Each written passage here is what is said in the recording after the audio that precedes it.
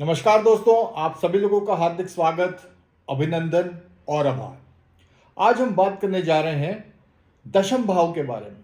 वैदिक ज्योतिष में दशम भाव किन सब चीज़ों को रिप्रेजेंट करता है, दशम भाव आपकी कुंडली का क्या बताता है, हम क्या क्या चीज़ें हमारी लाइफ के बारे में दशम भाव से देख सकते हैं। टेंथ हाउस इन वैदिक एस्ट्रोलॉजी, आज हम उसके बारे में चर्चा करेंगे। मैं कोशिश करूंगा कि आपको टेंथ हाउस के विभिन्न पहलुओं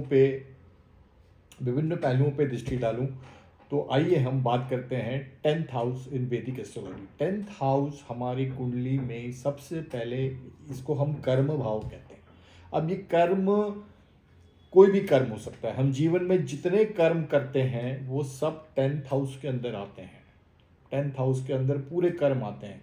ये कर्म हो सकता है कि जो आप सर्विस में कर्म कर रहे हो वो भी दर्शाते हैं, बिजनेस में जो कर्म कर रहे हो वो भी दर्शाते हैं, आपके पर्सनल लाइफ में, प्रोफेशनल लाइफ में जितने भी आप कर्म कर रहे हो, अच्छे या बुरे, वो सब टेंथ हाउस दर्शाता है।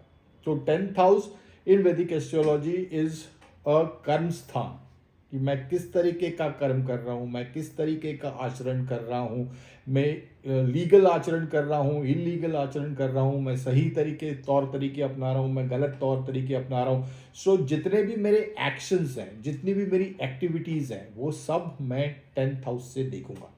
और इस भाव के जो कारक ग्रह हैं वो सूर्य हुए, गुरु हुए, बुध हुए और शनि हुए। ये चारों ग्रह इस भाव के कारक हैं। इसको हम कर्म स्थान बोलते हैं।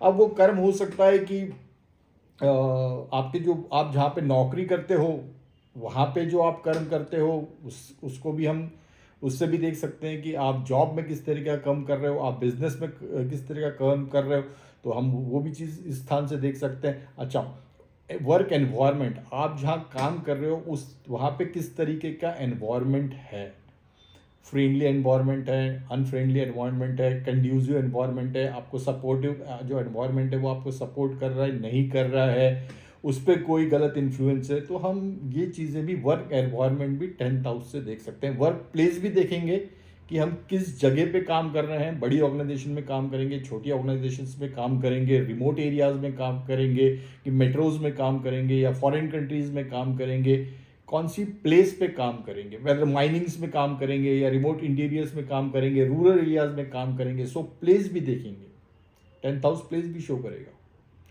और टेंथ हाउस एनवायरनमेंट भी शो करेगा कि मैं एनवायरनमेंट जहाँ पे मैं काम कर रहा हूँ वहाँ पे किस तरीके का एनवायरनमेंट है।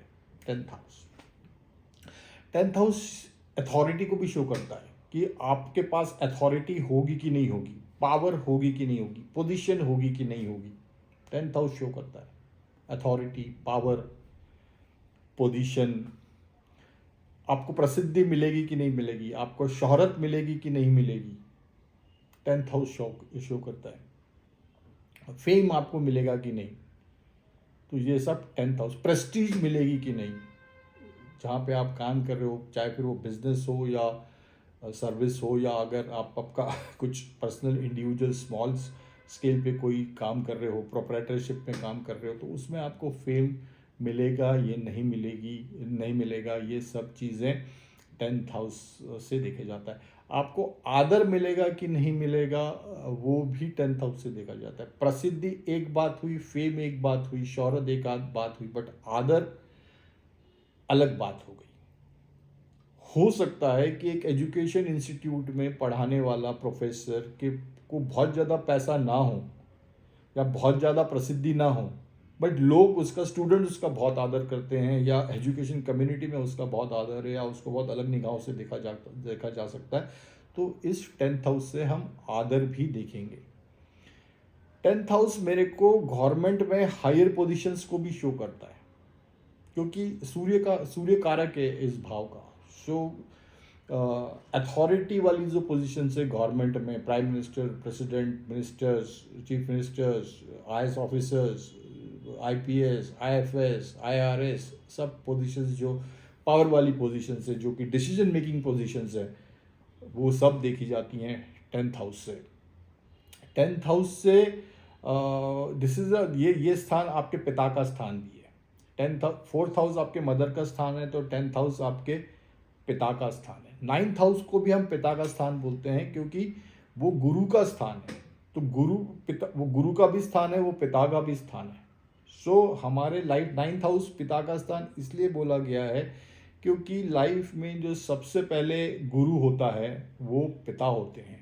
एक्चुअली वो है गुरु का स्थान, बट पिता भी वहाँ पे क्यों देखे जाते हैं, क्योंकि फर्स्ट मेरे लाइफ में जो सबसे पहले मेरे गुरु है वो मेरे पिता है, जो 10th हाउस से भी पिता देखे जाते हैं। 10th हाउस से मैं किस तरीके का काम करूंगा वो भी देखा जाता है, ड्यूटी किस तरीके की होगी वो भी देखा जाता है कि ड्यूटी शिफ्ट में होगी या डे शिफ्ट में होगी या नाइट शिफ्ट में होगी, तो वो सब भी जो देखा जाता है वो 10th हाउस से देखा जाता है। एक इंसान लाइफ में अपनी आजीविका के लिए, अपना पेट पालने के लिए किस तरीके का काम करेगा वो भी मेरे को 10th हाउस से देखा जाता है। मेरे पास एक इंसान के पास कौन से गुण हैं, कौन से अवगुण हैं, और जिसके कारण उसकी रेपुटेशन होगी या उसको डिफेम मिलेगा या उसको डिसग्रेस मिलेगी या ग्रेस मिलेगी, ये भी मेरे को 10th हाउस से पता चलता है। 10th हाउस से राजयोग जितने भी बनते हैं उसमें कहीं ना कहीं 10th हाउस का इन्वॉल्वमेंट होता है।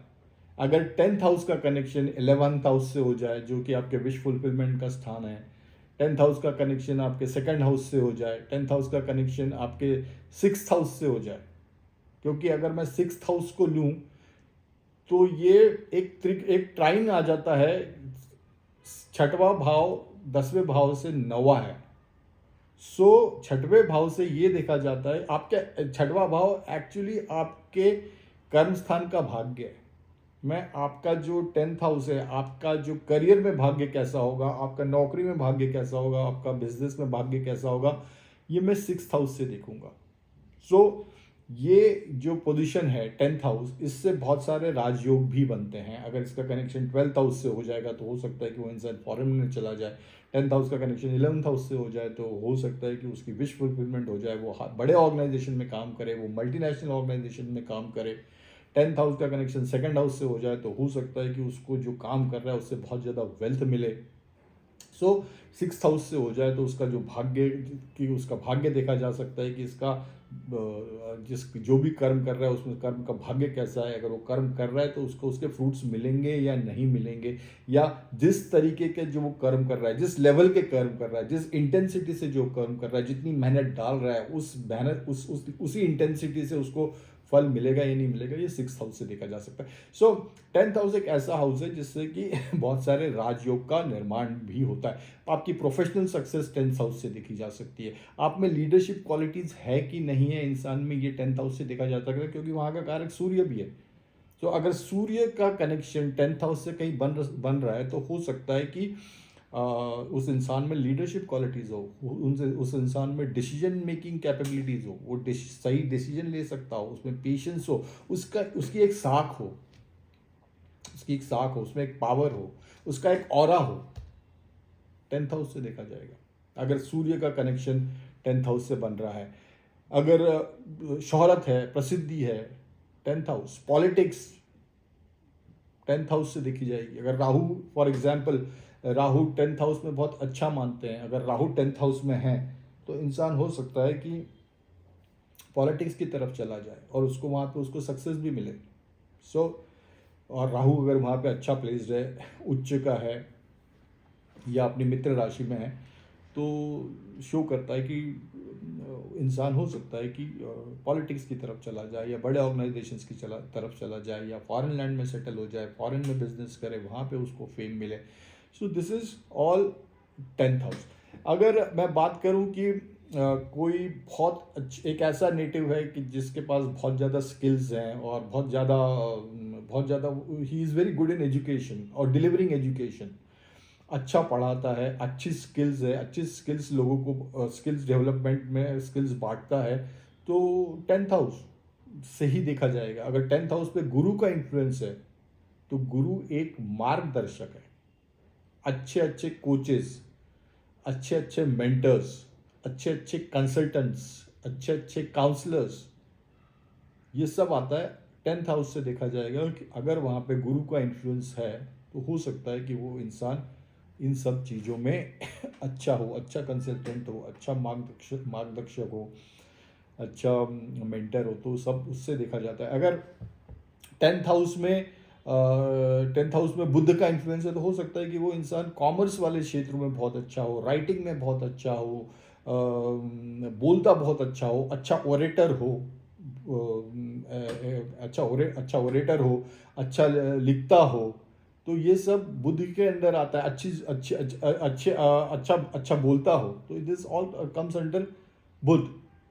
उसकी एक्सप्रेशंस पावर बहुत अच्छी हो, कन्विंसिंग पावर्स बहुत अच्छी हो, सेल्स वाला जॉब अगर बुध वहाँ पे है तो हो सकता है कि ऐसा इंसान सेल्स लाइन में हो, ऐसा इंसान मार्केटिंग लाइन में हो, ऐसा इंसान किसी कंपनी में अकाउंट्स में हो, बड़ी पोजीशंस पे। So that is all scene from the कि कौन सा ग्रह 10th हाउस में है करियर रिलेटेड, और कौन सी पोजीशंस पे है, कौन कौन से ग्रहों का वहाँ पे इन्फ्लुएंस है, तो उस हिसाब से हम करियर डिसाइड कर सकते हैं 10th हाउस को मद्देनज़र रखते हुए कि कौन से ग्रह वहाँ पे उसको इन्फ्लुएंस कर रहे हैं। और अच्छा, 10th हाउस की बात करूँ तो हो सकता है कि ऐसा कोई एक ऐसा इंसान जो कि एडमिनिस्ट्रेशन में बहुत अच्छा हो, तो अगर हो सकता है कि वहाँ पे शनि का इन्फ्लुएंस आ रहा हो तो ऐसा इंसान एडमिनिस्ट्रेशन में अच्छा हो सकता है कि ऐसा इंसान जिसके पास बहुत एक्सपीरियंस हो और वो एक्सपर्टाइज हो, पेशेंस हो, गंभीरता हो, तो ऐसा इंसान हो सकता है कि शनि का इन्फ्लुएंस उसके 10th हाउस पे आ रहा।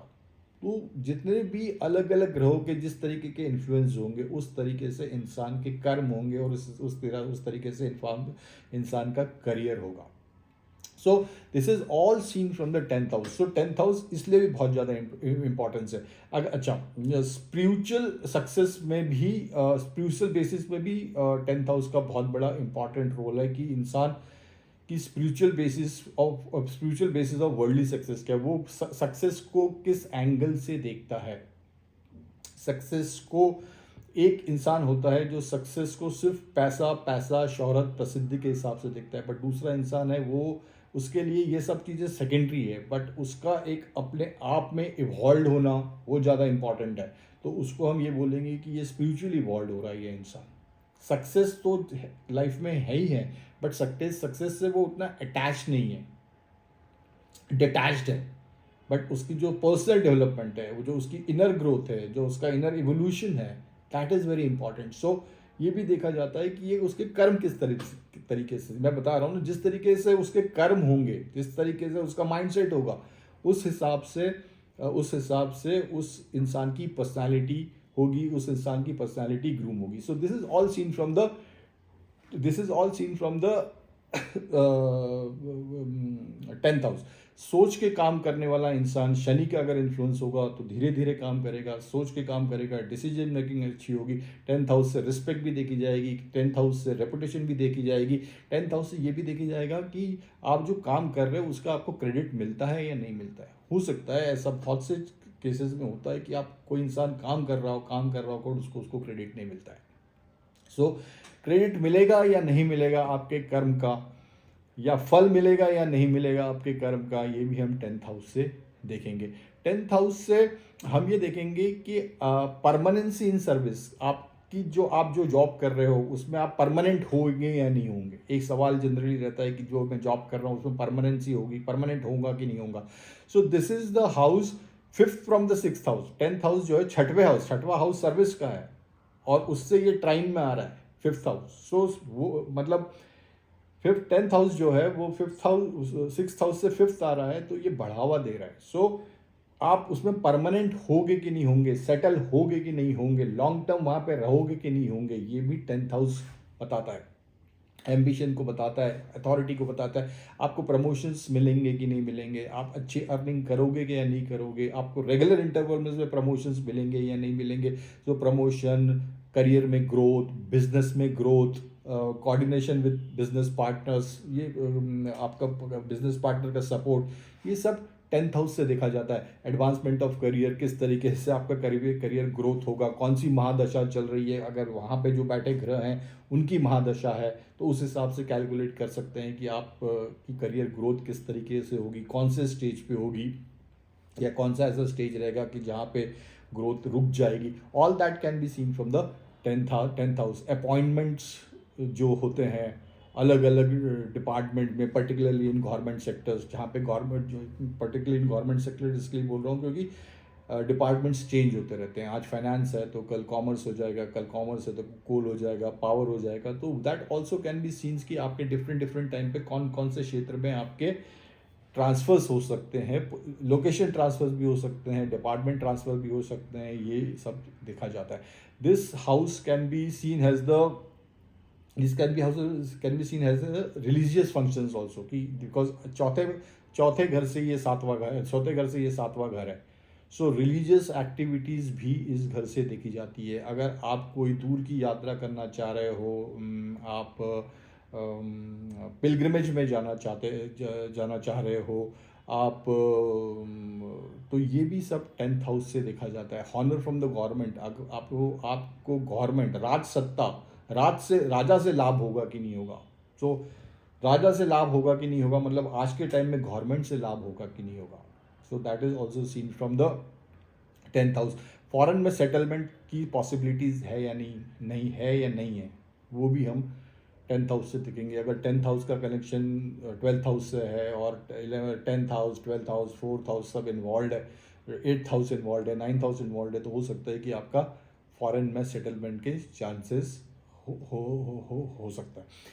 टेंथ हाउस से आप फादर की एज भी कैलकुलेट कर सकते हो कि आपकी जो फादर की एज है वो किस तरीके की, कब तक, मतलब किस टाइप की रहेगी, या कौन से एज तक फादर की एज पॉसिबिलिटीज़ है. So this is all tenth house. मान हानि भी टेंथ हाउस से देखी जा सकती है. आपको आपकी कर्म सिद्धि, मतलब आप जिस काम में हो, आप पर्टिकुलरली मान लीजिए आपके पास कोई स्किल है, तो वो स्किल में आप कितना डीपली इन्वॉल्व हो, कितने पैशनेटली इन्वॉल्व हो, और होने के बाद आप कितनी गहराई में वहाँ पे उस स्किल्स को जानते हो, और ये सब होने के बावजूद भी आपको उससे उससे लाभ होगा या नहीं होगा, प्रसिद्धि मिलेगी कि नहीं मिलेगी, ये सब टेंथ हाउस से देखा जाता है. पद का लाभ, ये भी टेंथ हाउस से देखा जाता है. आप कितने लाइफ में डिसिप्लिन्ड हो या नहीं हो, ये भी टेंथ हाउस से देखा जाता है.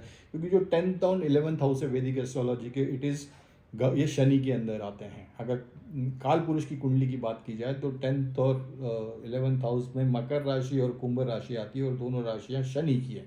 और जहाँ शनि इन्वॉल्व हो गया वहाँ पे गंभीरता, डिसिप्लिन, मैच्योरिटी, परिपक्वता, ये सब आती हैं. तो डिसिप्लिन भी हम टेंथ हाउस से देखेंगे. हम आपके लाइफ में वैभव होगा कि नहीं होगा, ये भी हम टेंथ हाउस से देखेंगे. राज्य की कृपा, राज सत्ता की कृपा ये रहेगी कि नहीं होगी, ये भी टेंथ हाउस से देखेंगे. सक्सेस इन कंपटीशन, अगर आप कोई कंपटीशन एग्जाम में बैठे हैं, क्योंकि ये सिक्स हाउस कंपटीशन का है.